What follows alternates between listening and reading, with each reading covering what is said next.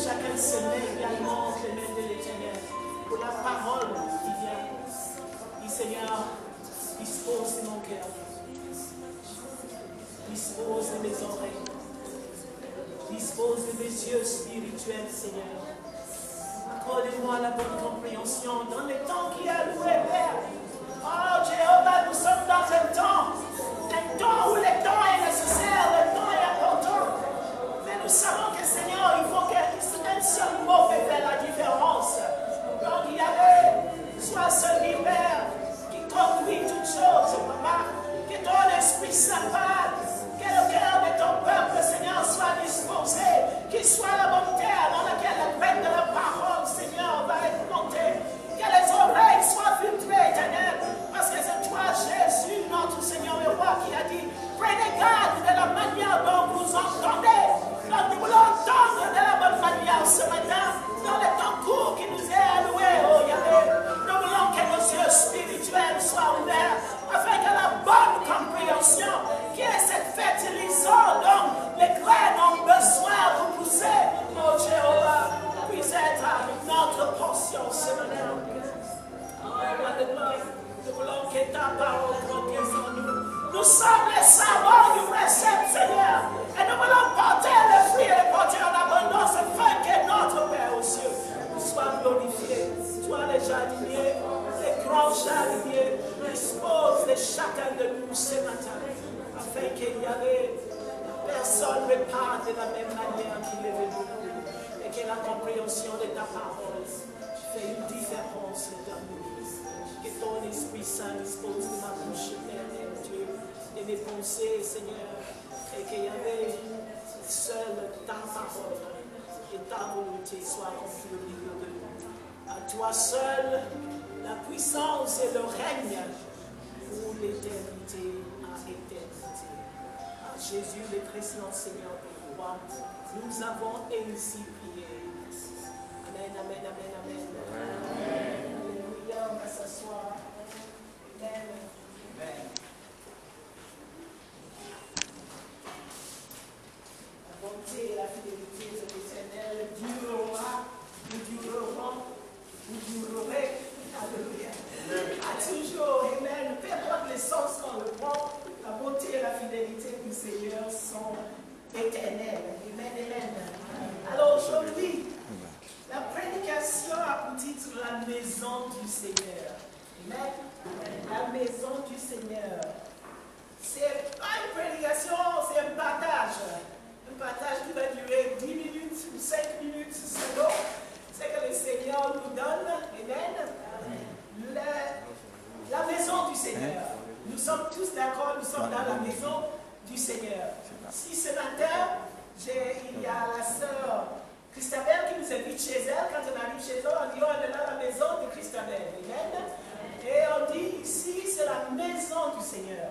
Alors, qu'est-ce que ça veut dire? Pourquoi on appelle la maison du Seigneur? C'est ce que nous allons essayer de voir très rapidement.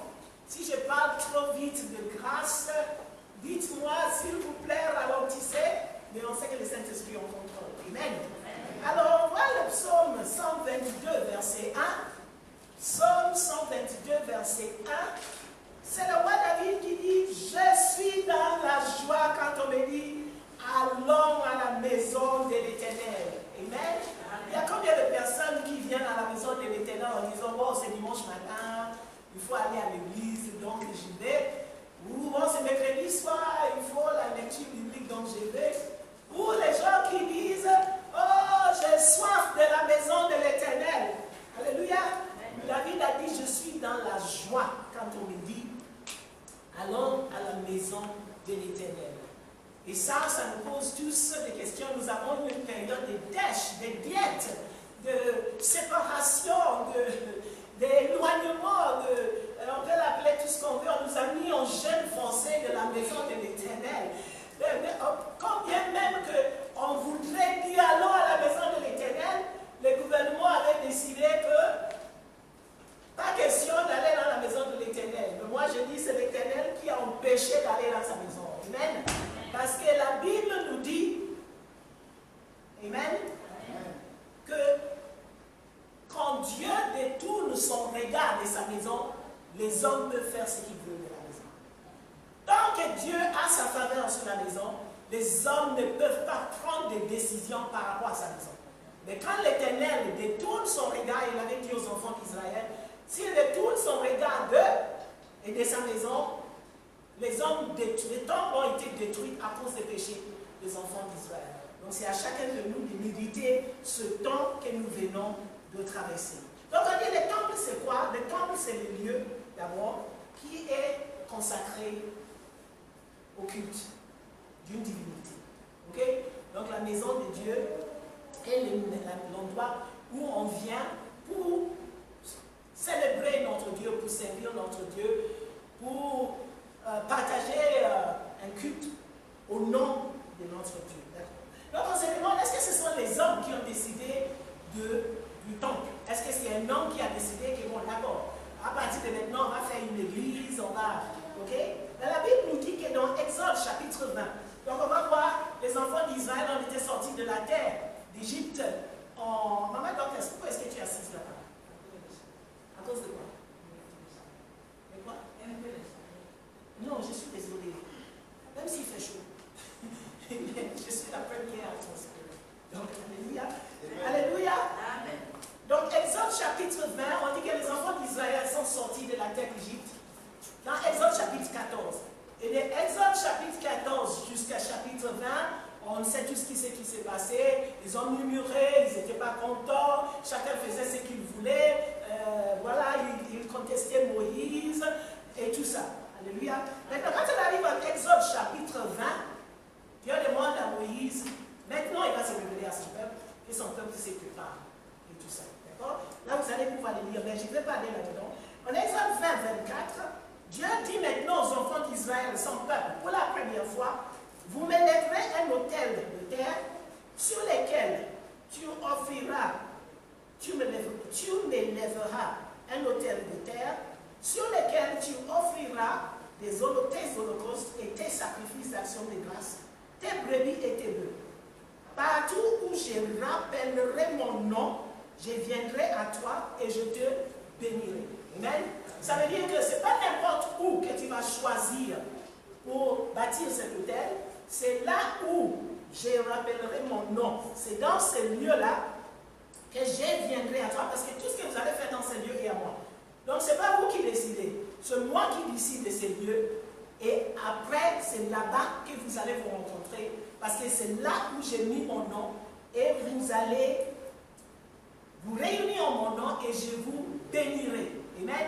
Je vous bénirai. Il aurait pu dire aux enfants d'Israël, chacun reste dans sa tente, je vous bénirai dans la tente. Amen. Mais il a dit, vous viendrez là où j'ai rappelé mon nom, je viendrai à toi dans ce lieu, et je te bénirai.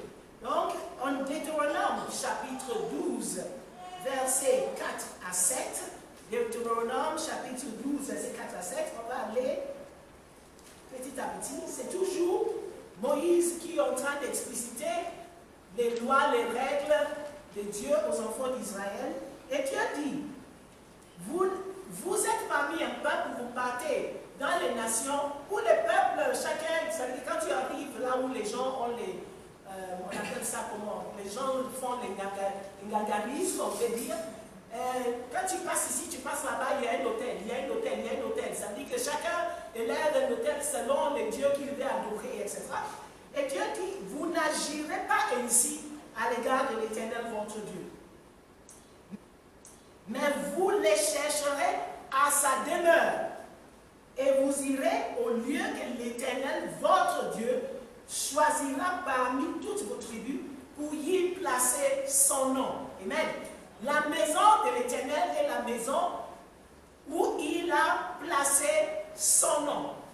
Nous pouvons décider, chacun de prier dans sa maison. Amen. Mais chacun de nous, nous savons dans les livres de Pierre, il a dit, nous sommes des briques spirituelles. Est-ce qu'un brique fait toute la maison?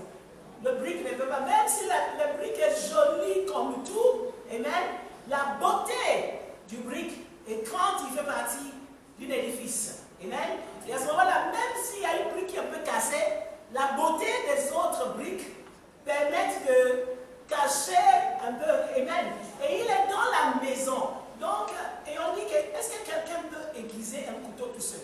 Tu prends le couteau et puis tu fais ça comme ça dans l'air et puis ça va être aiguisé. Non. Qu'est-ce qu'il faut faire?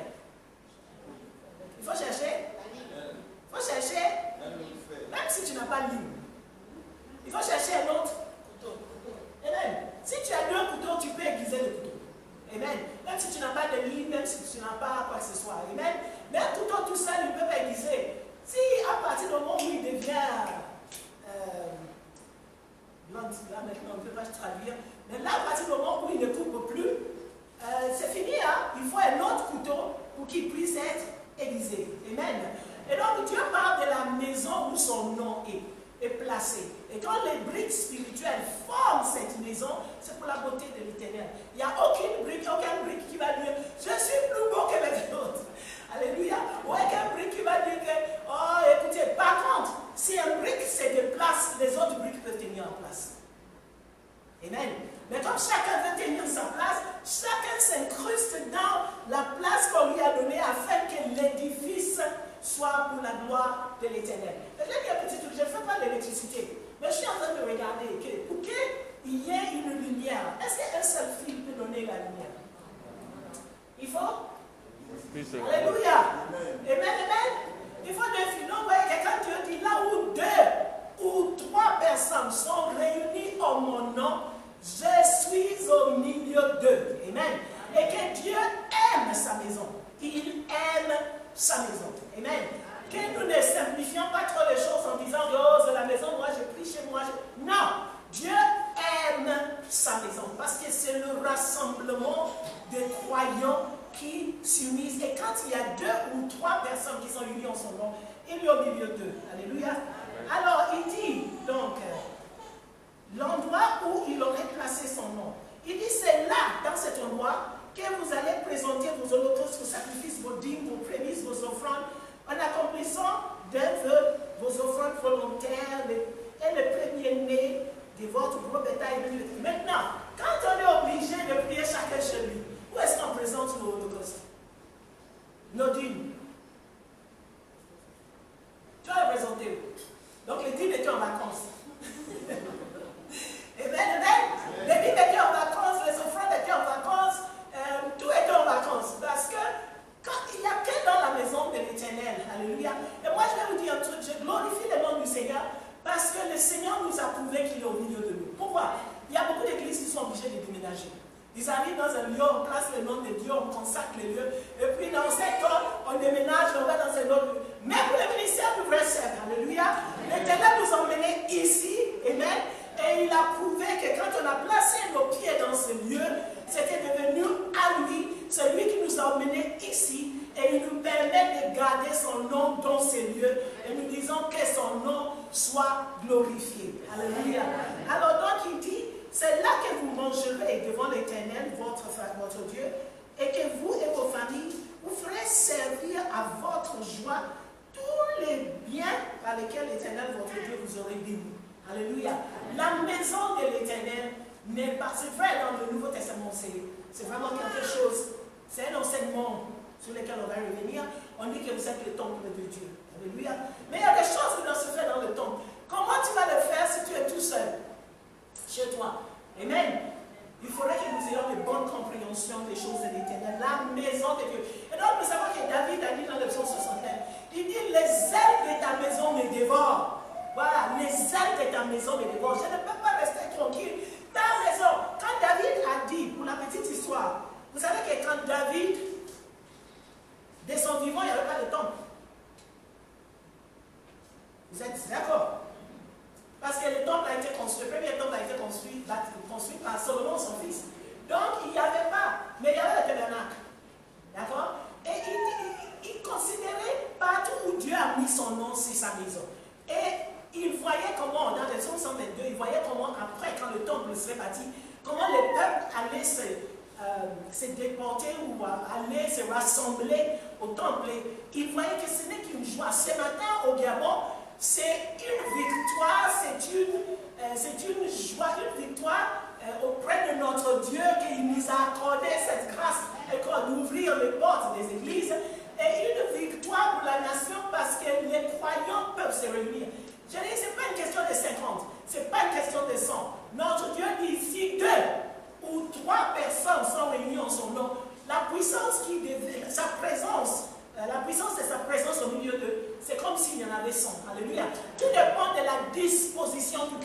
Et c'est pour ça qu'il est important d'aller dans la maison de Dieu avec la soif, avec la joie, non pas comme une formalité en train de regarder l'heure pour dire, bon, quand est-ce que ça va finir pour qu'on puisse partir.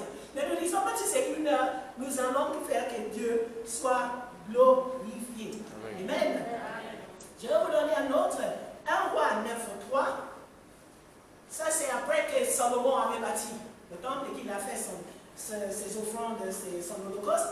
Et puis l'Éternel lui dit, j'exauce ta prière et ta supplication que tu m'as adressée. Je sanctifie cette maison que tu as bâtie pour y mettre à jamais mon nom. Et j'aurai toujours là mes yeux et mon cœur. Alléluia.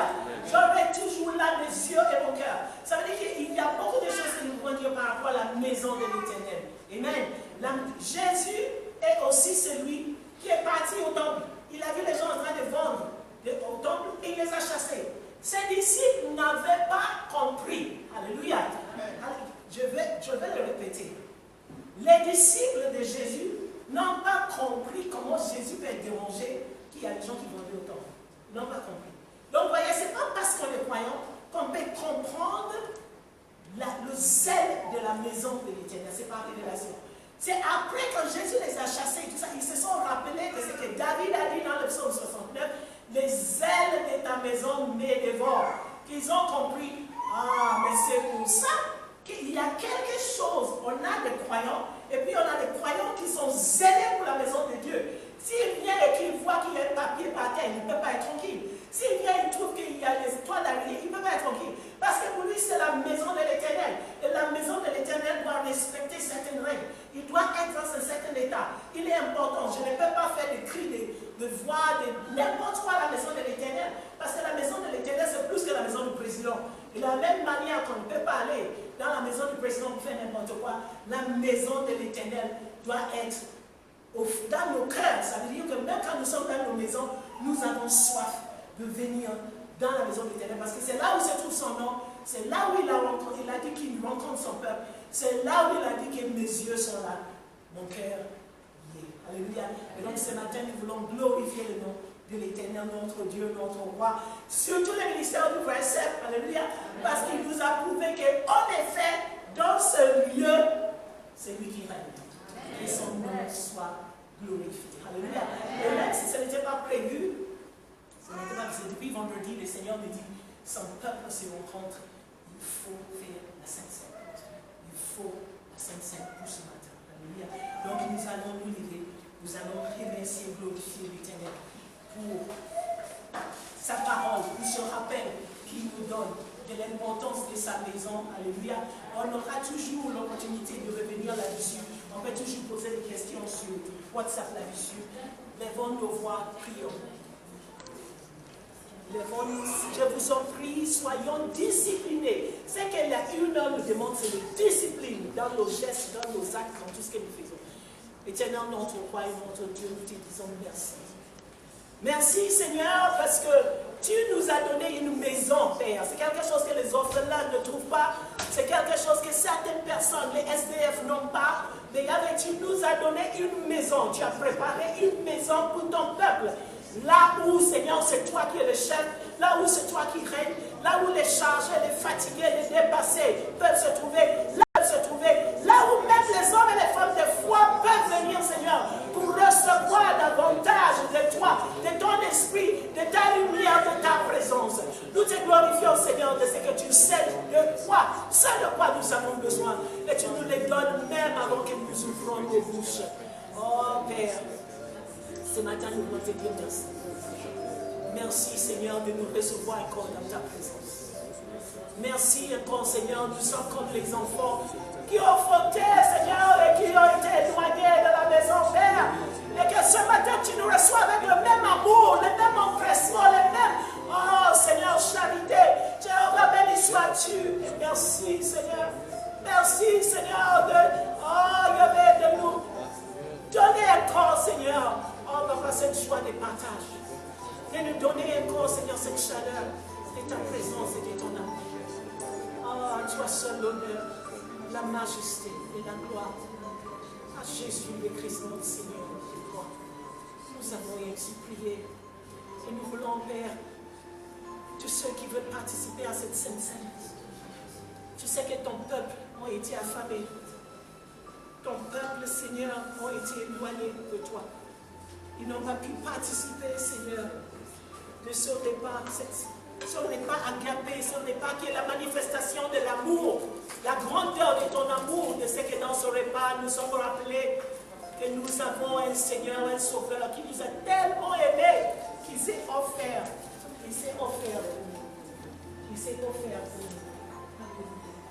Et ceux qui veulent participer à la Sainte Seine se rapprochent.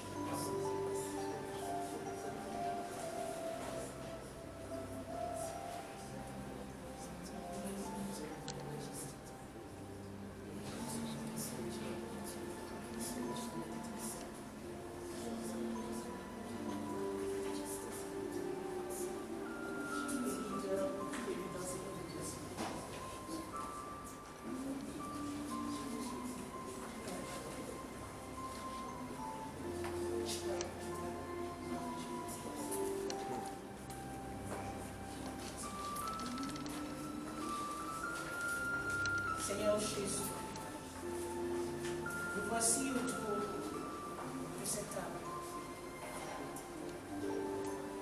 Cette table que tu as instituée la nuit de ton arrestation, notre roi. C'est toi qui veux que ce jour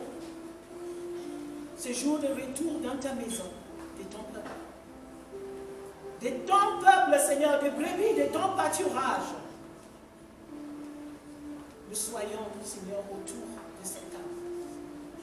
Jesus, que nous puissions nous rappeler, afin que nous puissions nous rappeler, Seigneur Jésus, qu'au-delà de nos différences, au-delà, Seigneur, de nos faiblesses, au-delà, Seigneur, de nos indignités, au-delà, Seigneur, de nos égarements, ton amour ne change pas. C'est dans cet amour que nous sommes. Cet amour n'a pas été offert pour ceux qui sont justes. Cet amour n'a pas été offert pour ceux qui sont fidèles. Cet amour n'a pas été offert pour ceux, Seigneur, qui n'en ont pas besoin. Il a été offert pour chacun de nous. Et tu sais combien nous avons besoin de ça en ce premier jour de culte. Pardonnez-nous nos offenses. Pardonnez-nous ça. Que le sang qui a coulé à la croix puisse nous laver des iniquités, Seigneur. Que toi, en nous sondant, Seigneur, si nous devons confesser nos péchés, il y a tant de choses que nous ne confesserons pas. Mais c'est toi qui as planté l'arbre de la connaissance du bien et du mal. Et c'est toi seul qui sais ce qui n'est pas acceptable à toi en nous. Autant tu nous rassembles. Et nous prions, Seigneur, que le sang qui a coulé à la croix puisse nous laver et nous purifier de toute iniquité. Afin que nous soyons, Seigneur, préparés pour participer à cette Sainte Seine selon ta volonté, au Père. La nuit de son arrestation, à table avec ses disciples, il prit le pain et il rendit grâce. Béni soit l'Éternel, le Dieu d'Israël. Béni soit l'Éternel, le Dieu de tout croyant. Béni soit l'Éternel, le Dieu du ministère du Verset, maintenant et à jamais. Et il rompit le pain. Et il le donna à ses disciples en disant, prenez et mangez-en tous. Ceci est mon corps livré à vous. De même, il prit la coupe et il rendit grâce. Et nous disons à toi la gloire, à toi l'honneur, à toi la majesté et la puissance, toi qui vis et règnes à jamais. À Jésus le Christ, notre Seigneur, le roi. Et il leur a dit, prenez, buvez-en tous. Ceci est mon sang, le sang de la nouvelle alliance. Le sang versé pour plusieurs pour la rémission des péchés. Faites ceci en mémoire de moi.